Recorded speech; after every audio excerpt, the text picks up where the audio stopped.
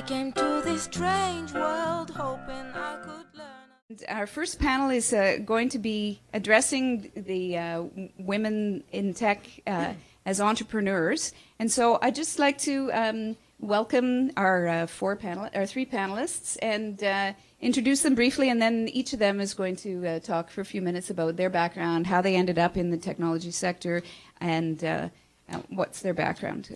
So the first person we have on the panel is Alison. And Alison, I still don't know how to pronounce your last name. Yesilcimen. That's it's why. Like Smith. It's very similar to Smith. Yeah, Alison Yesilcimen Smith. And Alison founded Media Cooler Innovations in 2010. Mm-hmm. And she spent about 8 years as the publisher of the Okanagan Courier. And her business was all about connecting content to publishers. And beside Alison, there's Janice, who's been with Just Be Friends Network here since 2012, was sponsored by Springboard in 2011, congratulations, and has an online gaming platform for kids. And last but not least, we've got Kristin Garn, founder and CEO of Mathtoons Media since 2011. And she's been a math tutor for many years, so she really knows her business. So Alison, why don't you start, and we'll just go down the line and tell us a little bit about your background and what ended up bringing you to tech sector. Thanks, Laurel. Good evening, everyone.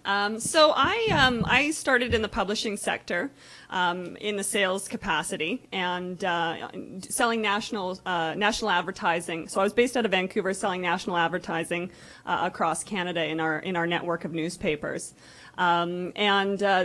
Just worked at that for about 4 years, and an opportunity became apparent that they were looking for the manager of the office, and so I thought, you know what, I'll give it a go.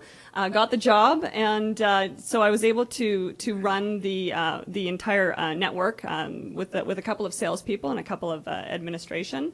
And then my company sold that division, and my boss came to me and he said, Alison, he said, I want to keep you in my company. Yeah, you're great at sales. I love what you do. What do you think about going to run a newspaper company? I said, I've never even stepped foot in a newspaper. I've sold lots, but I've never actually stepped foot in a newspaper. I was 29 at the time. I had a 3-year-old son. So he basically said, you know what, just stick to what you love, and the rest will follow. So up I came to Kelowna. I oversaw 3 dailies, 4 weeklies. It was about a $13.5 million operation with over 200 people and 2 different unions. And I really loved it. I did that for about 8.5 years, and at one point I went to my boss and said, you know, I really love this technology. I can see how publishers are going to need to embrace this very quickly. This was in about 2007. And my boss was like, no, we don't need to be doing that. We don't need an internet or a website. You know, it's not going to happen. You know, hindsight's 100%, but I really did realize that was the way to go. So I made the leap. In 2009, I went to my boss and I said, hey, it's been wonderful working for you for 13 years. I've really enjoyed it, but I'm ready to jump into the tech sector. And he thought I was crazy. He's like, you don't know anything about tech. And I'm like, you know what? I'll never know until I try. So I actually decided to start my own company, Media Cooler Innovations Incorporated, as Laurel said. Essentially was a SaaS platform that we built that helps publishers showcase and sell their archived content, like articles, images, and pages. But in addition to that, it gave them an opportunity to connect their journalists, their talented writers, with businesses who needed custom content created, like an article or a blog or a white paper. So we did, I started that in 2010. And just recently, actually, we made the difficult decision to close the company at the end of December.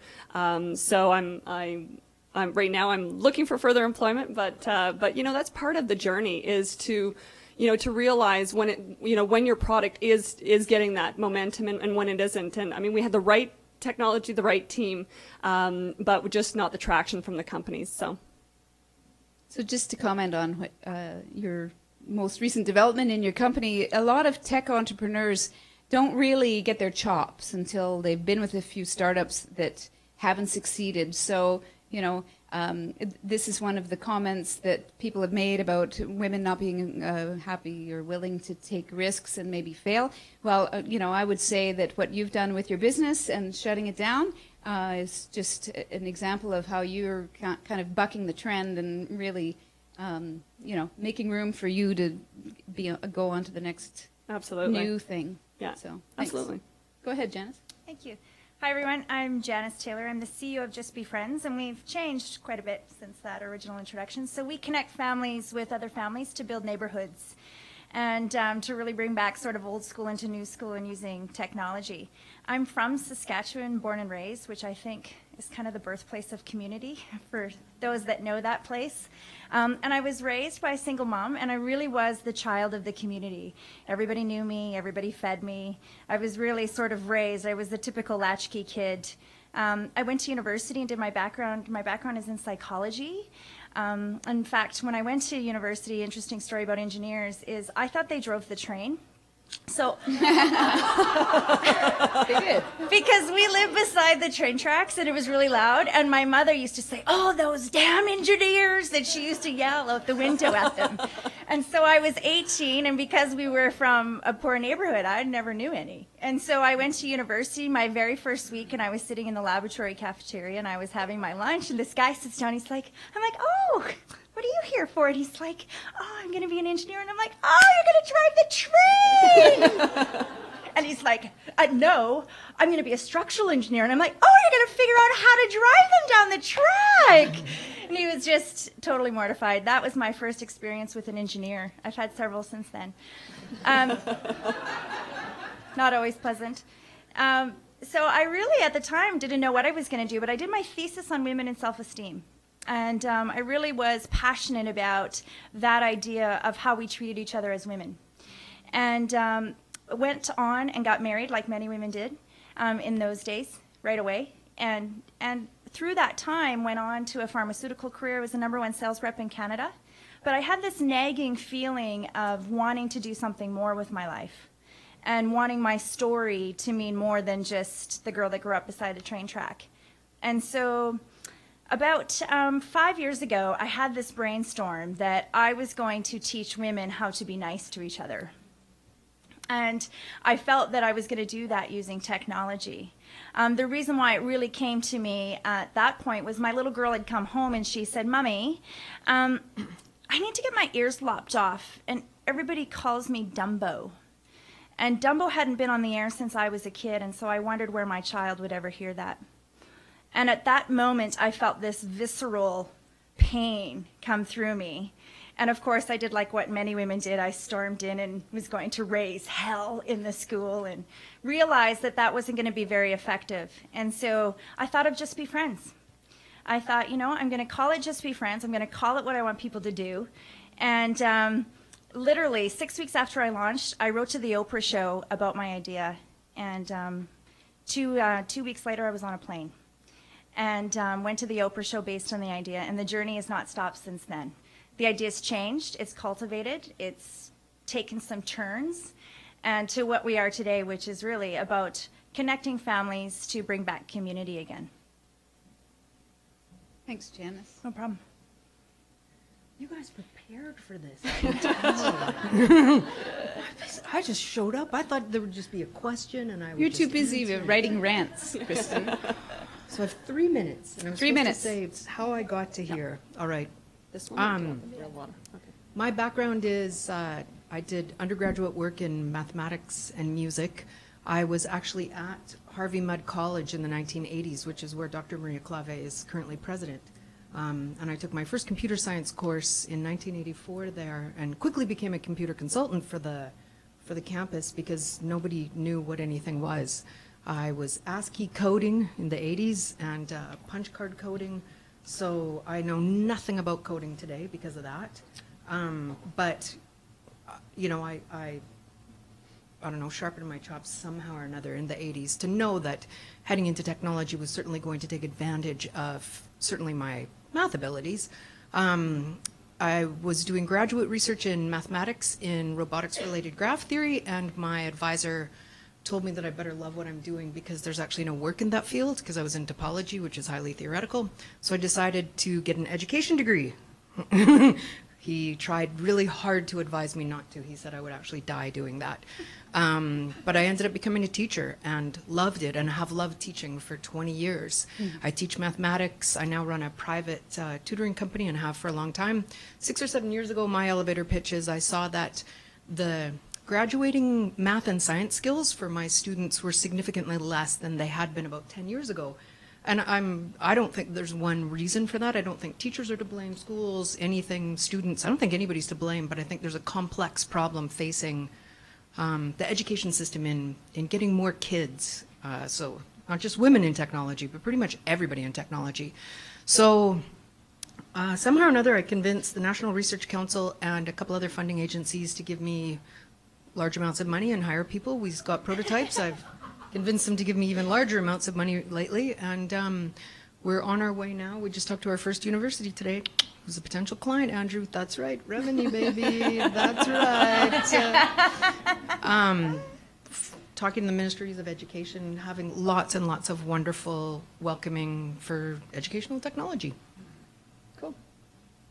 So I'm going to start the panel, and where's Fiona? Fiona, how much time do we have for the discussion? I just want to make sure there's enough time for questions from the floor, because I'm sure there will be some. Okay, okay, perfect. So I've got some questions for each of you, and I'm just going to kind of shoot them, and sort of address them at the person, but after that, anybody can chime in, and then we're going to open the floor. So the first question I'm going to direct to Janice, and I guess just hearing your intro, you were talking about you wanted to address an issue that you saw in your own family's life, but why did you choose a tech platform for that? When I started to analyze what was going on in our communities and our relationships with each other, I noticed I was starting to pay attention. So I'd look around the restaurant and everyone would be like this, and I'd look around at different people and how they behaved online, and some people I would know from way back, and I go, wow, that person is not at all behaving in the way that I once knew them to be. And was this down in the Bay Area? No, this is in Saskatchewan, just Okay. in your technology. And I felt that if I was going to solve the problem, it wouldn't work if I wasn't in the spaces where everyone was.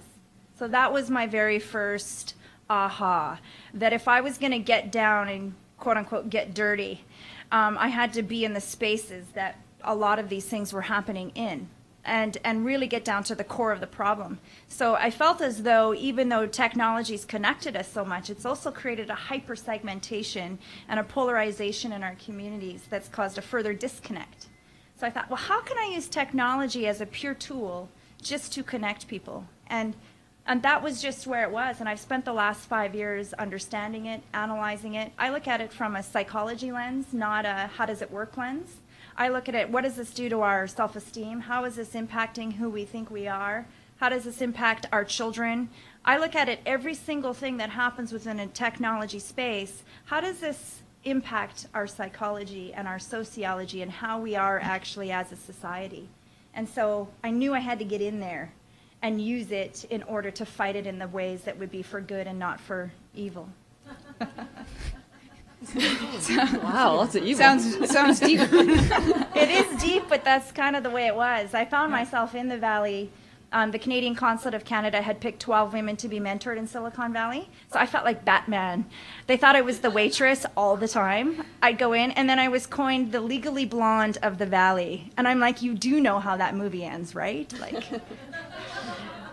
So I went there for 4 months and studied further how these tech companies were made and met everybody that I could, asked a million questions, and then found my way here.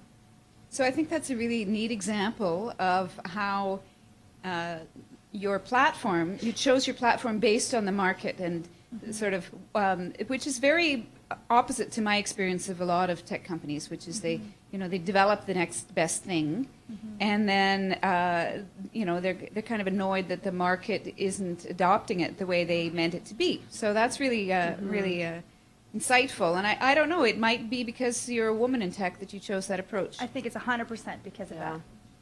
So No let's offense move. to the men. Sorry, Jeff. Let's move on to a question for Alison. So, you just told us the story of how you had a successful sales career, transitioned that to publishing, and then transitioned that to a tech company. So what opportunities and challenges have you faced as CEO of a startup? I think some of the biggest challenges that I've faced is certainly finding funding, right? We all need to be able to get your idea built and off the ground. Certainly was at the start some of the challenges that I experienced. And then I think that hiring the right people at the right time. I mean, it's once you get that funding, hiring people is, to go out and find good people. There's lots of great people in the Okanagan. You just got to go find them. But again, from a timings perspective, you don't want to drive your burn rate up too high. And so that to me was sort of, who do I need at what stage? And so that certainly was a challenge that I had to overcome. And then not thinking about the business. When you're an entrepreneur and you own your company, there is not a second of any day that goes by where you're not thinking about your business. What about that? Oh, I'm reading the paper and I'm like, oh, I love that idea, and then I'll just go and so I think to learn how to overcome and just try and turn your mind off was a huge challenge for me to kind of overcome. Certainly from an opportunity standpoint, I have met just incredibly talented people. I've done, like a lot of women, we are great networkers. We like to get out there and like Janice said, talk within our communities. And I've met some incredibly talented people, and I try and surround myself with, if I don't know how to do it, I have somebody I can certainly ask and lean on. And don't be afraid to ask. That's the one thing, is it's be ballsy, be fearless and just ask. What's the worst that they can say is no. And I think that was something that really I learned as I went along. And then, I think I learned a lot about myself on that journey. I think that was one of the biggest things, is in the situation when you're going from creating an idea right through to execution and implementation, you learn a lot about yourself, the good, the bad, and the ugly. And since I've had a little bit of time in the last few weeks, I really have stopped and reflected about, what makes me me? What did I love about this journey? What have I learned about myself? And what do I really believe just didn't work for me? And apply it, so I can look to apply it as I move into the next phase of my career. So, I heard her say that in order to be a woman in tech, you have to be ballsy. I don't know, did you guys hear that? Somebody said ovaries of steel. I don't know. Fine. Somebody said that the other day, and I'm like, that's crazy. That's just wrong. Sorry. So let me just touch on something that you said, because I travel a lot because I have staff in different locations, and I used to see Alison on the airplane, and one thing that when I was doing business advising with it was always male entrepreneurs when I was in the tech sector, I characterized my approach as the 2x4 approach to business advising, which is why I would never hire myself as a business advisor at Women's Enterprise Center, because I can't use that approach with women. But on the other hand, I don't need to, because what my personal experience is, and this is totally anecdotal, is that women tend to be more humble and more open to input. So I found that to be the case with Alison. She went out and she found out what she needed to know, and she went out and learned it, and so that was always her approach. And I think that's a really excellent approach to a point. The point is some women have to know when to stop learning and getting credentials and getting qualifications and Great start point. just doing. Yeah, so absolutely. So my next question is for all of you. It's about the importance of role models, and it's just a real quick question, because it's common for successful engineers in tech to have had a close family member who was an engineer or in the tech sector themselves. So first of all, to the panel, have any of you had a strong role model in your family who was in the tech business or in maths or sciences or whatever? My dad was a double specialist physician who started his own medical products company, and benefited a lot from a lot of different patents. My mom started, ran his medical practice for years. So she started as a businesswoman. She's actually trained as a psych nurse. But he became a qualified medical examiner in California, and I watched her build and run that business. And then she came here and started Cherry Hill Coffee in town, which is a roastery and a large distributor. So guaranteed my parents are my role models. So you have both a science-based role model and an entrepreneurial role model. I think both my parents are scientist entrepreneurs. Both And of how about you, Janice? I didn't have anything like that. My mom still works at Shoppers Drug Mart. But I will say this.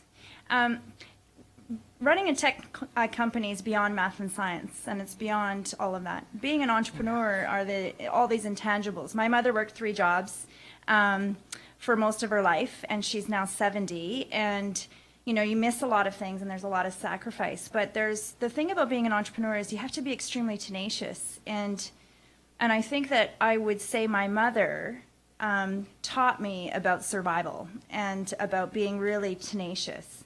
And so that's why I'm still here 5 years later on this journey and not quitting. To persevere when failure is all you ever see and the rejection that you get. We experienced that a lot as a child. You know, I didn't get to do a lot of those things. And I think my mother instilled this sense of like, you just got to keep on going and there will be a light at the end of the tunnel. Not always, but you hope that it will be. And I think it's the intangibles about being an entrepreneur that really where I see women and men depart. Math, sciences, and our qualifications are one thing. But that's where I see as an entrepreneur, it's those intangibles that you can't often teach, but that we have that really set us apart. How about you, Alison? Neither of my parents were really entrepreneurial or tech-driven, but I think where I really got exposure is I went on a Rotary exchange to Japan for my final grad year when I was 17. And a lot of my host families were in the tech sector, and I'll tell you, Japan is where a lot of the technology is That's cool. formulated. So let's see, among the audience, how many of you have a role model from your family or a close circle that is involved with science or technology? So kind of tracks a little bit closely to the 1 in 3 here on the panel. Maybe it's even lower in the general scheme of things. So that's really an important thing because I don't know if any of you have heard of the imposter syndrome, but that's like who am I to be in the tech sector when I'm just little old me? And that, you know, Harvard Business Review ran a great article about that, where they observed that many more women tend to suffer from this than men, although they also ran a very good article about leadership and on the 10 different aspects of leadership, women ranked either the same or higher than men on 9 of the 10 aspects of leadership. And guess what the article was about? It was about that one aspect where they didn't rank as high. So you have to keep it all in perspective. And you're absolutely right. You need to have the tenacity to be able to just move forward. So I got a question now for Kristin. Barbie used to say, "Math is hard. Let's go shopping." And there's cartoons featuring... That's actually recent. That's a T-shirt. So there's been cartoons featuring, two guys up at the chalkboard trying to figure out an equation, and it's like, boy, you suck at math. Then there's another picture, a guy and a girl up at the board. The girl's trying to figure out the equation. Boy, girls suck at math. So there's a real different kind of... Try Big Bang Theory, where the 3 physicists are male, and the females are either A waitress. a waitress or I mean, certainly the biologist and the neuroscientist. Yeah. So there is a real juxtaposition between the physicists and the non-physicists. So tell me your thoughts, or tell us your thoughts about the gender divide in math and what is that all about? Is there, girls tend to start avoiding maths and sciences as of Girls middle in this school. culture, by the way. So one of the things that we know pretty well is that that's very much the culture gives a lot of context to girls' opinion of math and science, because all you have to do is change the culture and bring a child up somewhere where the belief system is that anybody can do math and science and that it's fun. And of course, we know that there are many cultures like this on this planet. And what we look at as math anxiety and math aversion just doesn't exist. Or if it does, it doesn't exist with a phenomenal split down that gender divide. So what do I think about it? I think it's culturally created. And I think that means that it can be culturally uncreated. Yep. So events like this, where people see both tech educated or not tech educated CEOs of companies, you're able to see women who come from mathematical backgrounds and are using it for all kinds of different purposes. Mm-hmm. So I think about it every day, basically, Laurel. It's what fuels my fire. So I've got a question about venture capitalists, and I don't know who wants to answer this, but just oh, sure, I've been elected. So I'll give you some of the stats. 5% of the tech companies in Canada are owned by women. That's a really small percentage. Only 3% of the venture capitalists in Canada are women. Only 3% of the venture capital goes to women-owned businesses. And so there's definitely a access to capital challenge for women who want to start tech companies. So Janice, I'll start with you. You're nodding. You seem to have something to say. So I have raised money. I raised the majority of my money right here in the Okanagan. I did spend that time in Silicon Valley, and I met everything in between: angel investors, venture capitalists that only do Series B and up, everything in between. Some great women that were venture capitalists that didn't actually look through a gender lens at all. They looked at purely at a company lens, and I think that was a really important lesson for me while I was in the Valley. I met a great venture capitalist woman who's Canadian, Catherine, and she had said to me, she said, we as women talk about our gender probably more often than they do, I suppose, on that end of the money spectrum. I will say that of the stereotypes that can exist, math, science, and all of that, my token saying is, oh, I'm sorry, that just doesn't apply to me. So anytime I hear a stereotype of I can't do something or I can't raise money, I'm like, oh, I'm sorry, I didn't get that memo. It just doesn't apply to me. And I wish that every woman actually felt that way and actually applied that, because the moment you think like that, then it doesn't actually apply to you. So when I met venture capitalists and I would raise money, I never looked at it that I'm a woman and they're giving me money. I'm like, I have a really kick-ass idea, and you're going to invest in this because it's the best thing you're ever going to do, and I'm not going to stop until it totally is successful. So your money's safe with me. And I think sometimes we talk about it so much. I know this is an event for that, but I think when it comes to money, it's that women, I think by and large, we just have to have the confidence in our idea and the problem that we're solving, rather than being like a man or dressing like a man or looking like a man or behaving like a man. I think all of that, quite frankly, is just total BS. I think a woman should be who she is and know that her gifts and strengths are unique to her as a human being. And therefore, if she wants to raise money, go raise money. And don't stop until you find someone that doesn't look at you through a gender lens. Because the guy that does and wants to give you their money, you should walk away. Yeah, you don't want them you don't want to be dealing with them every day of the every day of the week. Yeah. And I have a beautiful group of investors, 8 from here, all men, all different range of backgrounds. I can tell you unequivocally, we talk about my idea, we talk about the business and where it's headed every meeting that we have. And that's because that's what's brought to the table. And so, and if all else fails, just whatever stereotype someone says to you, it just doesn't apply to you. Next. So who else wants to comment on that whole venture well, I raised funds as well here in Kelowna. They were all male investors, but again, like Janice, really it was, the focus was on the idea and myself. They believed in me. Now, I was fortunate enough to know the gentlemen that I was bringing on board as investors. And so, they knew who I was and what I was capable of doing, and they bought into me and my idea. And that's really, there was never anything else other than, you've got a really cool idea. Let's go out there and make that happen. So that's kind of been my experience. And I will say there is a gender difference between cultures that we were talking about and countries, because I felt it far differently in the United States, no offense to our American neighbors, than I do here. I don't feel a gender issue here. In the United States, was quasi-different. Not by all, just by some. And that was in the Bay Area, Janice? Yeah, I was in San Francisco, in Silicon Valley for 4 months. And that was very, I dealt with it a bit more, I suppose you could say, and it was more prominent in your face. And I used to say to a lot of female CEOs that I would meet that were American that, they had a lot of rules for themselves.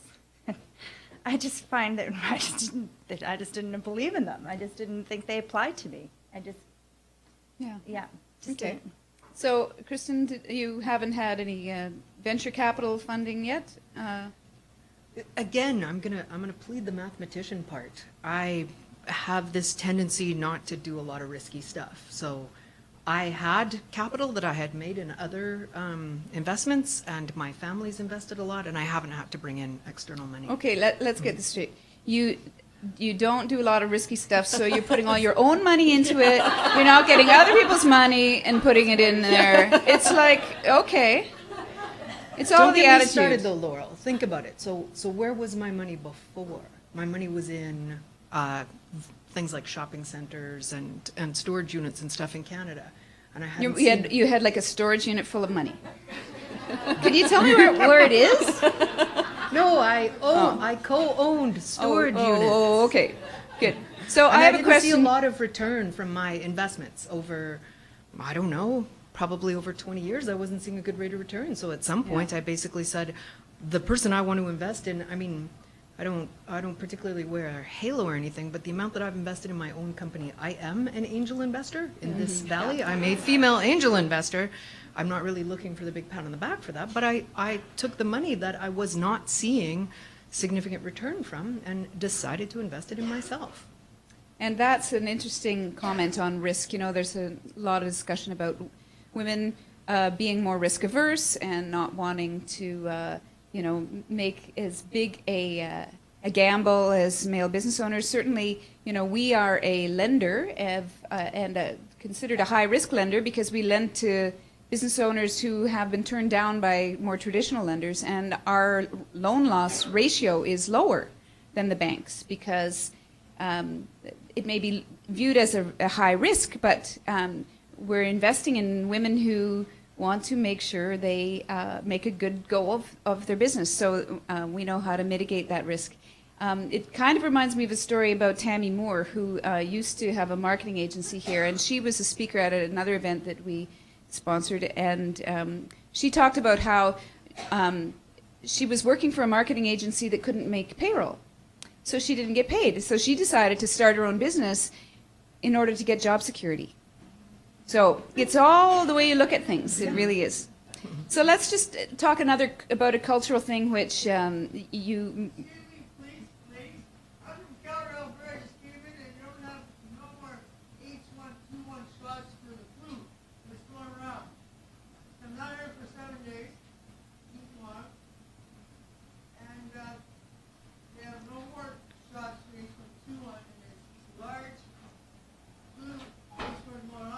Well, maybe somebody from the counter can give you a hand there. Okay? Thanks. So I'm going to ask a question about the culture. We talked about culture already. I'm going to talk about another aspect of culture, which has to do with the software companies. And when I was involved with the tech sector here, Maria Clava commented on this. She said, in the early 80s, 15 or 30% of the software engineering students were women, and I believe that has got cut in half by now. So And part of the reason for that, as far as I understand, is just a shift in culture. And the fact that this programmer culture or the cowboy culture where, guys get together, and I saw this in the telecom business too, they worked all night long to get a project done, and if you have kids at home that you have to feed dinner to, you can't do that. So what is your take on the programmer culture and whether that is alive and well? I have one of the most talented tech teams. I have 4 amazing individuals, and it's been an education and a learning process for both of us, because I'm up in the morning, like most of us, because we have kids and whatever else. Their hours are quasi-different, right, Alex, who's here? She works for me. In terms of corporate culture, I think it's extremely important to have a good balance between those ideas. And in the startup culture, it was blew my mind how they work and how they function. Once I understood that most people in the development world are creatives. They are creatives just as though an artist would be creative, or a writer or a poet. They have certain hours that they function at that are quasi-different than mine. There's a respect and an understanding. I feel as though it's been a wonderful balance between them educating me about the technology through their eyes and me educating them on the technology from my eyes. As a mother, as a woman, we offer a completely different perspective, and that's why I would encourage all women, whether you have math and sciences as your background or not.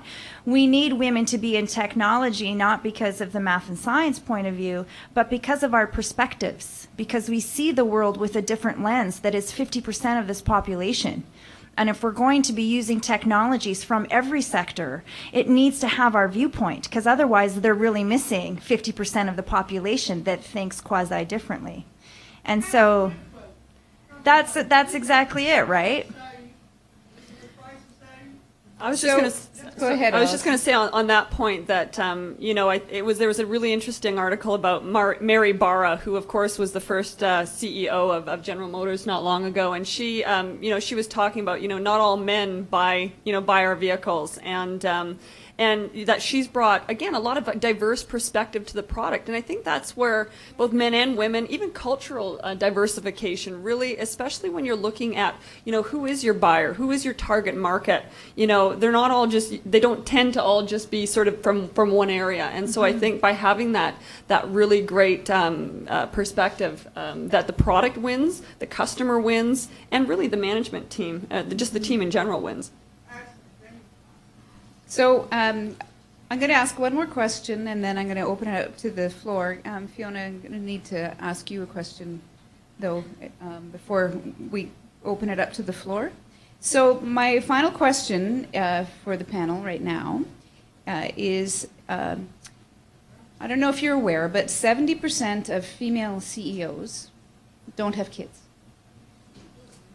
So I didn't hear you that well. They don't have kids. Do not no have children. Yeah. 30% here. So Yeah, it's reflective.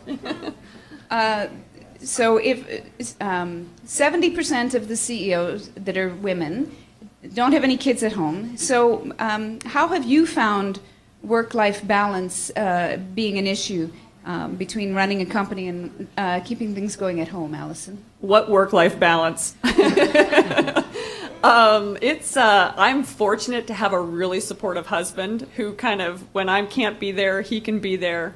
I think that for me, it's tough, and something has to give. You only have so much time within a day. And so for me, unfortunately, like friends time, external family time really got cut, because, your business is your baby and it needs you and it's dependent on you, just like your children need you to a certain point. Mine's 17 now, doesn't need me quite as much. And so, you only have so much time and energy. But I think some of the key things that helped me kind of get through through it was exercise, eating right, exercise, running 3 times a week, just, again, trying to give yourself that downtime, because it's all out. Like, you are just going full throttle. And so it's realizing when, you need to spend time with your family. It is healthy for you. You need to spend time on yourself. It's healthy for you. And, your company's there, and it will continue to be there to grow and thrive. So. And I think my children are so little. I have a 10 and a 6-year-old, and I travel every 5 to 7 days in an airplane, and I live out of a suitcase most of my life, and that's not very fun or very glamorous. But when I'm home with the kids, I feel like it's extremely important that they see that's the role model that they have. And I feel like the only problem I ever have with it is because everybody else seems to have a problem with it, because it's not traditional. And that's the only time I find myself getting highly irritated, is because I'm judged so harshly by my peers of women in the school hallways when my stilettos get caught in the sand and the snow, and I'm going through there. I find that's the only time I find it very disheartening. That we don't often see behind the scenes when I'm with my kids between 5 and 8:39 at night, and then I start to work till 2 o'clock in the morning, and then I'm mommy, braiding hair and grabbing stuff. We don't often see what goes behind closed doors with all of our lives, and so we make a judgment based on that. And I think if there's one thing I could rid the world of, is that make a decision that makes you happy. This makes me happy. I'm solving a problem, and I think that I hope all women do something with their life that makes them happy. Yeah, absolutely. And your children, whether I spent every day with them or whether I spent the time that I do with them, will realize that they can make their dreams come true. And the only one that can show them that true role model are their parents.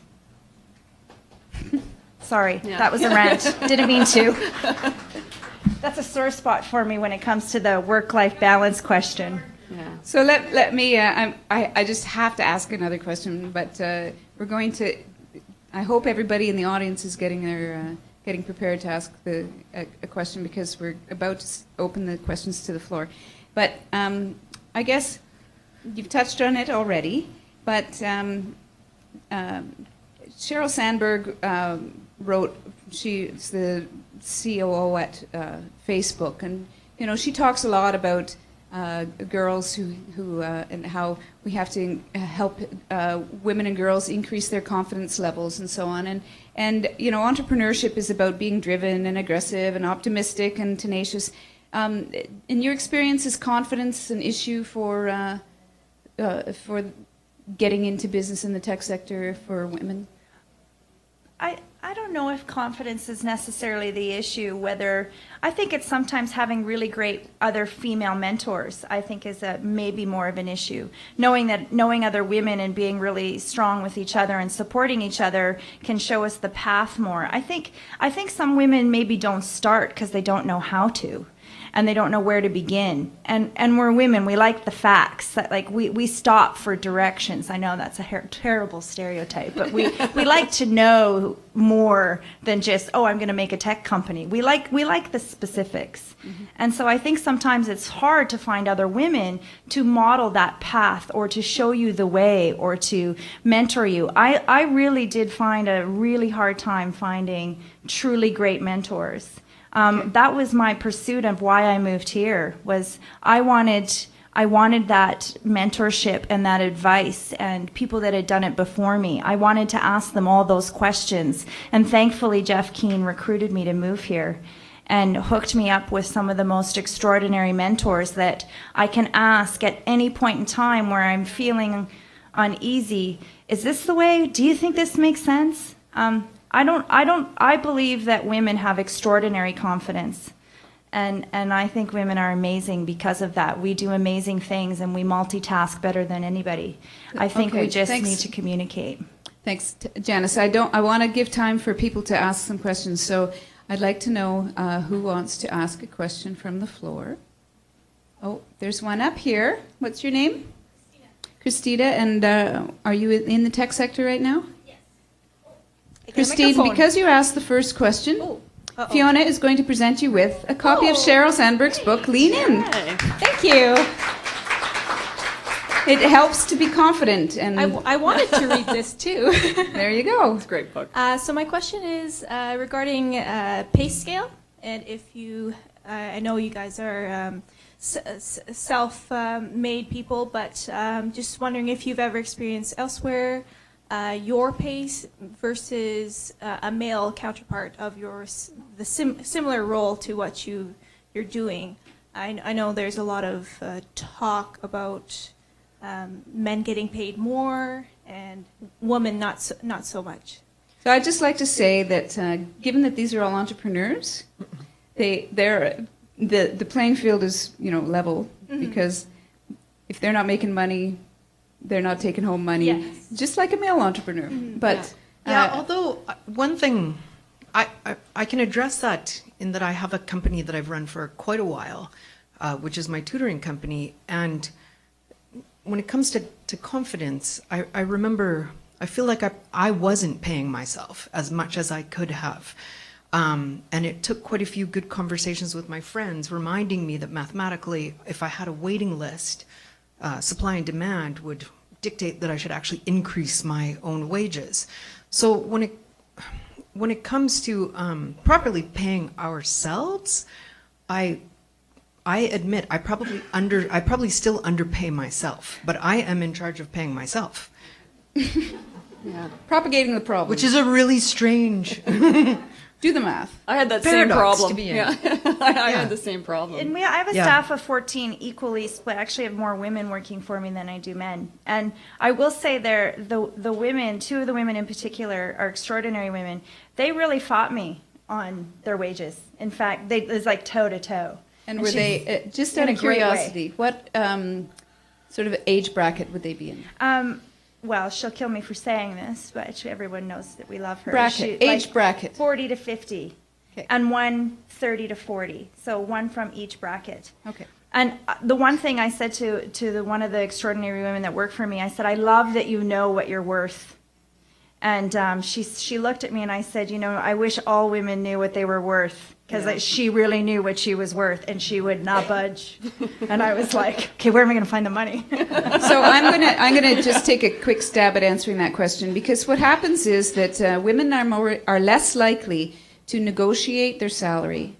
They're more likely to say yes to whatever they're offered, and when you do that in your first job outside of university, or where your entry-level job, that compounds itself, just like compound interest rates. That compounds throughout your entire career. So if there's any fresh grads or people who are about to graduate in the room, I would encourage you to practice negotiating before you have your first final interview to get a job, because it's going to be important. And the other thing that we notice in our business, working with women entrepreneurs, is reflected here a little bit. Women tend to want to be liked, so they lower their prices. And they don't understand the impact on their profit margin of lowering their prices. Women-owned businesses actually have a higher profit margin, but they don't take out as many expenses out of their business as men do. They're less likely to have a company car and to expense other aspects of their life. So women definitely do things differently. So where's Fiona? Is there another person who'd like to ask a question?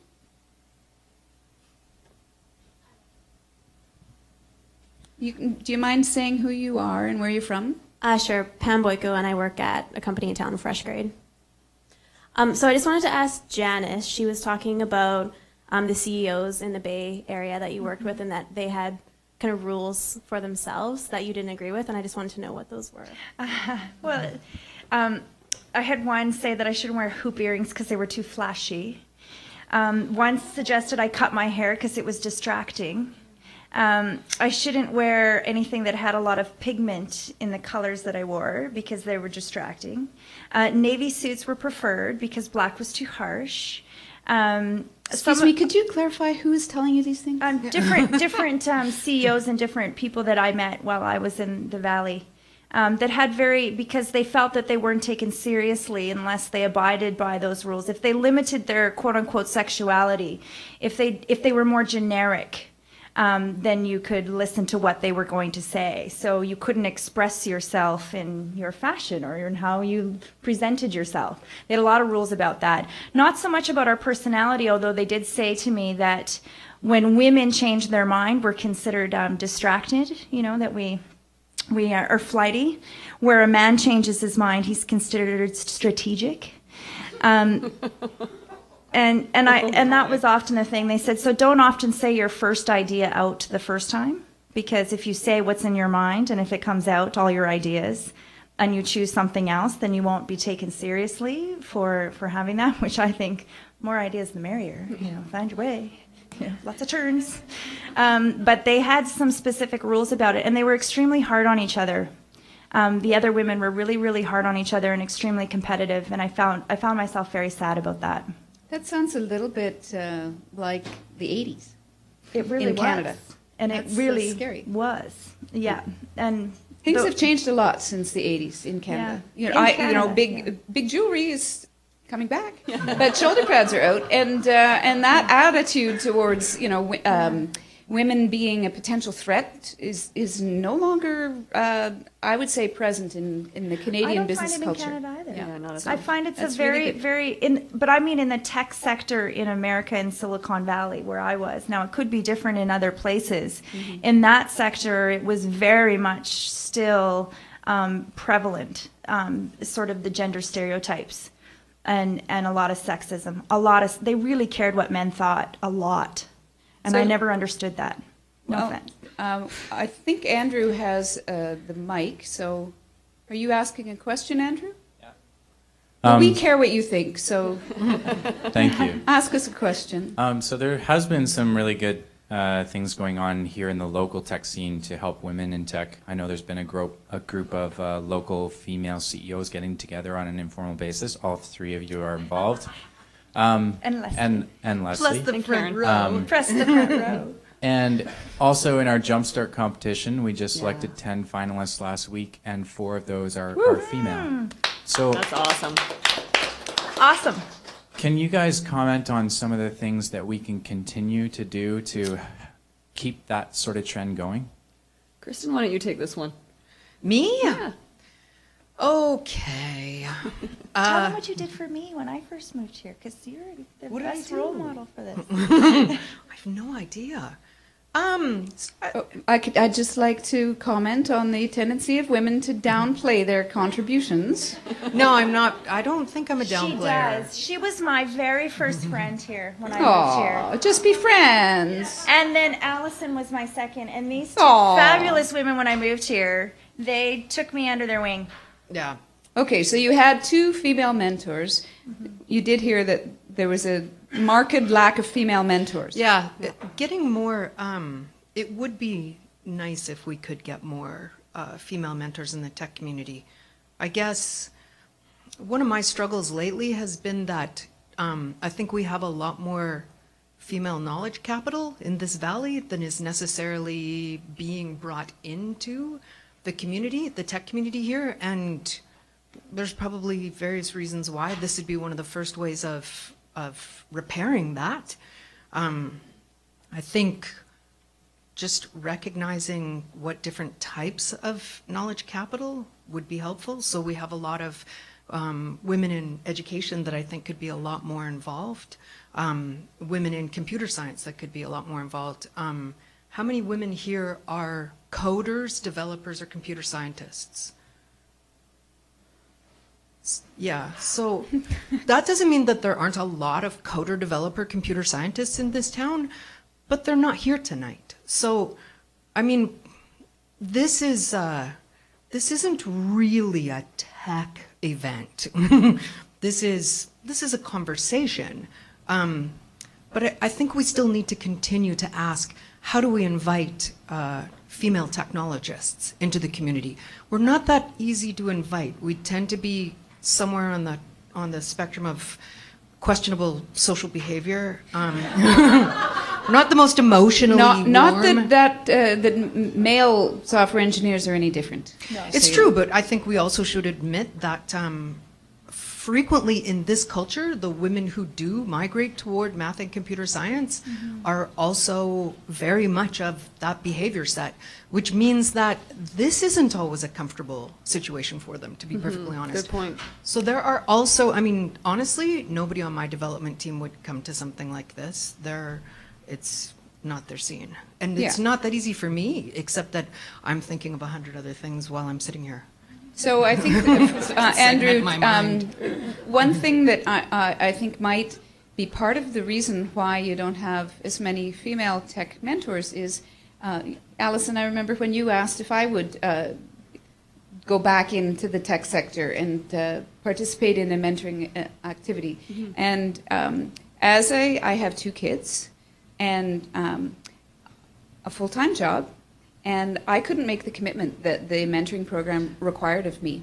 I have lots to give to tech entrepreneurs, and I've given lots to tech entrepreneurs over the years, hundreds of them, but I could not fit my lifestyle into the model that was being asked of me through the mentoring program. So if you want to have women as mentors, you're going to have to make, just like I have to make my working environment much more flexible, because I have people who work for me of all sorts of who have all sorts of issues, you know, single parents, parents with kids, parents taking care of their parents, blah, blah, blah, right? So I've had to create a much more flexible work environment. You're probably going to have to create a much more flexible mentoring model environment in order to capture some of those female mentors. Because I hadn't thought of that until you said that. Yeah, I'm going to be.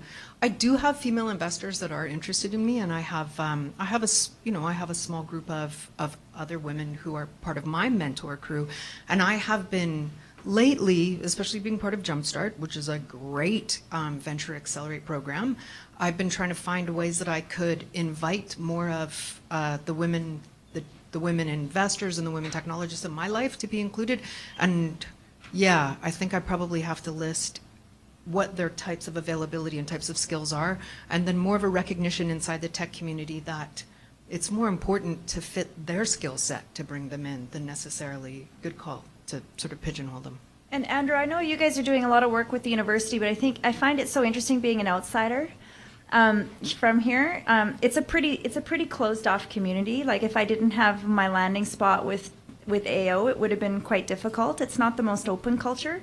And the fact that you have this amazing university here, and I know you specifically, Andrew, with AO, and trying so hard to have a further link between the business community and also the university. And I know I've only been here for a year hiring people, and I hired 2 that graduated from the university immediately because I felt that it was my duty to be their mentor.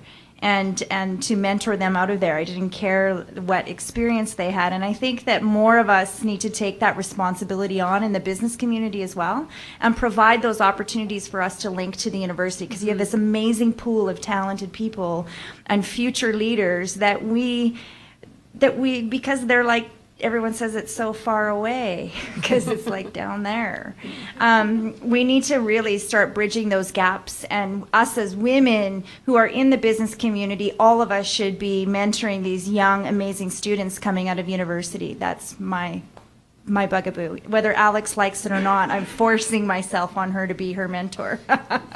So Fiona's giving me the big chop signal here. I see there is one question, 1 or 2 questions. Suddenly the questions are pouring in. 3 questions.